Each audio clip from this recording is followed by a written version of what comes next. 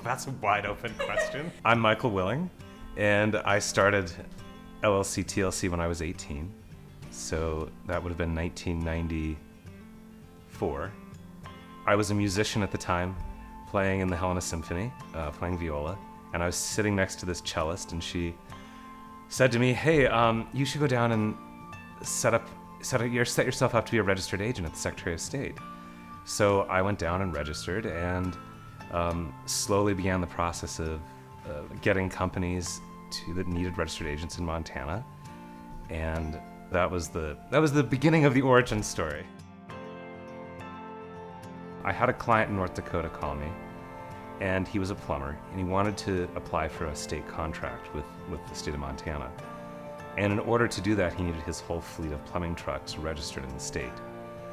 So I was like, well, I have no idea if this is possible or not, but let's try and figure it out. And so I called the DMV and began the process of learning how you could register vehicles under a business.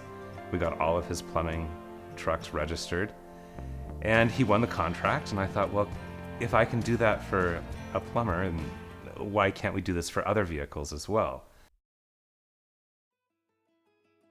Here this Ferrari appears in a trailer, and they, slowly back it out.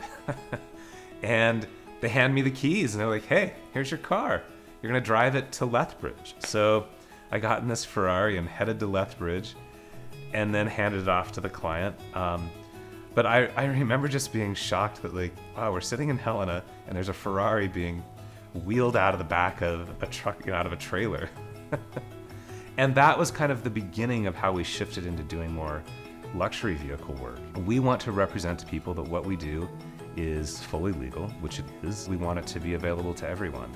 And so I think that principle of integrity, honesty, these are things that set us apart from other companies. We drive that through not only our advertising materials, but through the ethic we create in our office with the way that we interact with each other as individuals. The problem absolutely for folks is understanding, I think, that you can have a Montana company, that it exists and is an entity in and of itself, independent of you as an individual living in whatever state you may live in.